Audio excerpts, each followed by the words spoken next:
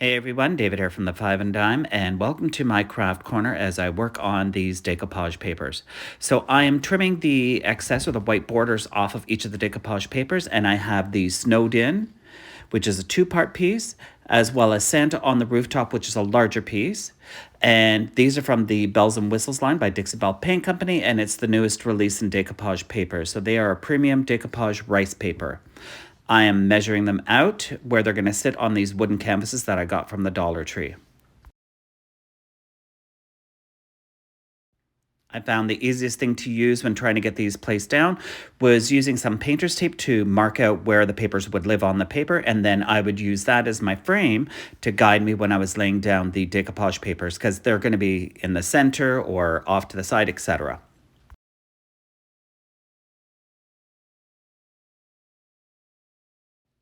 Typically, you would paint a light base underneath your decoupage paper, but because these are just balsa wood, I didn't need to do any painting underneath them.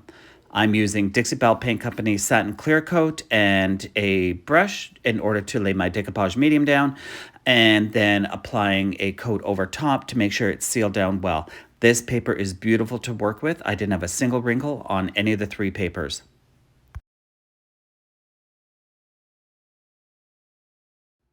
A great tip when you're doing decoupage is to, if you miss the paper, it kind of stretches it just that little bit that it's going to anyhow once you apply it down. So this helps to prevent the wrinkles, and also using a dry brush on top to push it down in place and work from the center out.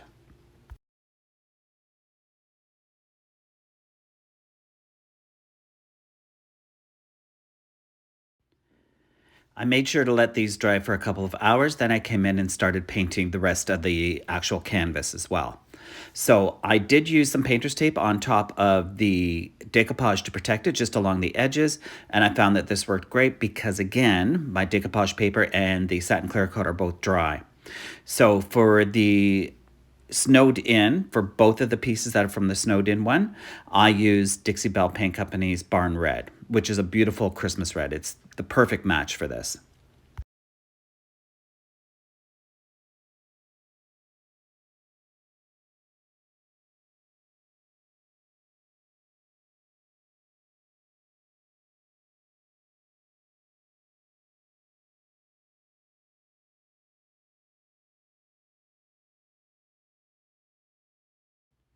For the Santa on the Rooftop canvas, I decided I would go a little bit of a different route. So I'm using the No Pain Gel Stain from Dixie Belle Paint Company in walnut to actually stain the canvas. Again, keeping in mind this is a wooden canvas made from balsa wood. Now you'll notice there is a little bit of discoloration on there. That is where my satin clear coat from the decoupage came in and left a residue, if you will. So tip on that is just be a little bit more careful than I was. But all I did was come over and gave it two coats, and then it worked out beautifully. I'm going to let these dry overnight, and then the next day I'll come in and do a little bit of embellishment. Hey everyone, David here from the Five and Dime, and I'm back to working on these little canvases, and they're a wooden canvas, and this is the Santa on the Rooftop from the Bells and Whistles line, and I'm using one of the four of the Christmas cheer stencils.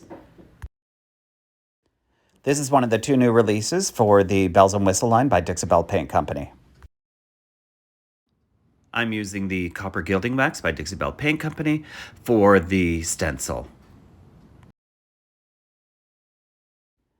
Now I'm adding one of the second stencils onto this as well.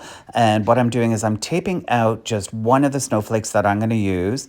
And I'm going to repeat that snowflake randomly throughout the frame part of this. So this will only go on the wooden frame part. I don't want any of it on the actual image that's in the center. So I'm just going to tape that off, and then using my gilding wax again, I'll come in and I will apply that.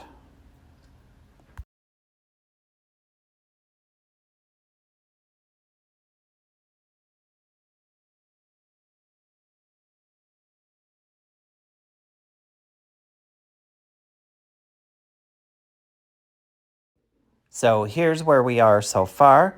So decoupage down, Merry Christmas on, and the stenciling complete. To finish this, I'm adding some wood you bend around the edge to frame the actual image. So it'll be between the edge of the frame and just running along the edge of the actual print itself. This is the Would You Bend pack of 2 thread and cross trims, the TR712, and I've pre-measured them to fit. They'll have a mitered edge, and I'm going to pre-paint them because I don't want the paint to interfere with the image nor the frame. So I'm using the copper patina to do so. So when it's dry, it'll be ready to apply. My Would You Bend that's been painted out with the copper patina is now dry. So now I need to lay down a grid of where it's going to sit on the actual frame itself. So the reason I'm actually doing this is so that I can know exactly precisely where each of the Would You Bend pieces are going to live on the board. And I put down the painter's tape, and I'll have one for the inside, one for the outside of it. And the Would You Bend will go in the center of that.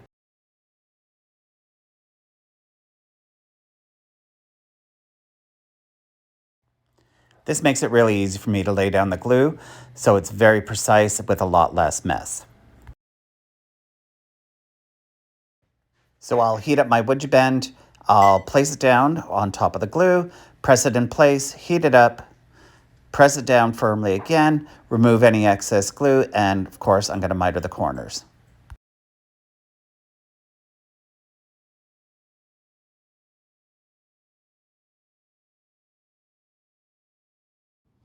This works really well for a very clean application. All right, so here's a sneak peek of our finished product, and as you can see, it's really quite lovely. All right, ciao for now. Watch for the reveal.